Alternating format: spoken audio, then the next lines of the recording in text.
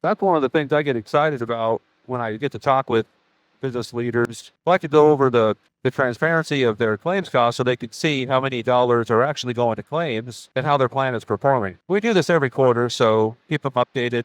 That way, the goal is, or the hope is that at the end of the year, the amount that was estimated they would get claimed would be an overestimation, and there'd be a surplus left over at the end. If there's a surplus, then they get those dollars refunded back to them. Benefits on the fly. This morning we're going to be heading out to Bonfield, which is in Puyallup, Washington. We've got a client out there in the services industry that fairly new client to us. We help them transition from a fully insured plan over to a level funded plan where they'll now be able to get data for their claims. We're going to just check in with them on our quarterly check-in, go over some of the numbers with them, and show them what type of how their claims are going so far. We like to do these quarterly check-ins just to see how employees are doing. If there's any questions that come up, it's a good opportunity for us to give them some reminders about our services and encouraging them to let us know when they hire somebody or fire somebody and they make those changes to their census for them. 549 Delta Kilo, Olympic ground, runway 35, taxi via Echo, Foxtrot, cross runway 26 at Foxtrot. 549 Delta Kilo, Olympic Tower, runway 35, 13605, clear for takeoff, north departure approved. Clear for takeoff, runway 35, 549 up kilo. Full power. Right 95, left the nose. Over usable runway, wheels are coming up. What a beautiful morning.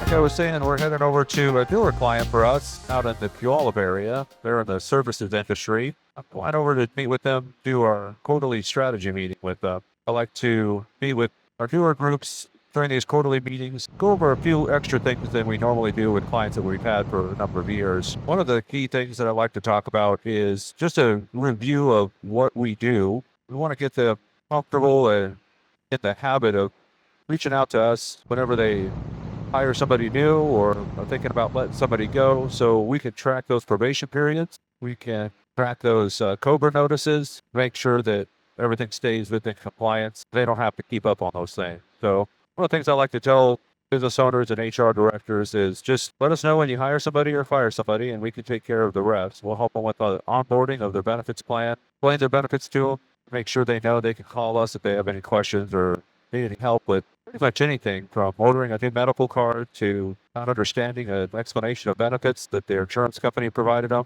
questioning whether or not their doctor bill is accurate. All those things our Advocacy Pro team can do for them. We do have some clients that like that service, especially when they've got multiple providers they got to meet with and coordinate. Fortunately, some people have to go through some pretty significant medical issues, and that's a big deal. Big help for them to have what we call a medical manager. One person they talk to each time knows their situation, knows their insurance, knows what doctors they can go to, which ones that are out of network, which ones are in network, make their appointments for them, make sure medical records get transferred. Absolutely gorgeous. A lot of businesses work with these large national brokerage firms, and unless you've got 1,000 employees, you're just kind of a number to them. So we hear this a lot, that people just really aren't used to being able to call our office to talk to our benefits team and get those questions answered versus having to call an 800 number. Rounding out to the south, just taking the scenic route out to Bonfield. It doesn't really add any extra time to our flight, but more scenic, man, it's safer because I'm over water. So I've got one big landing strip underneath me. This is why I don't mind visiting with our clients up north in Seattle. I don't have to worry about getting stuck in traffic. The thing I have to watch out for is a flock of birds every once in a while.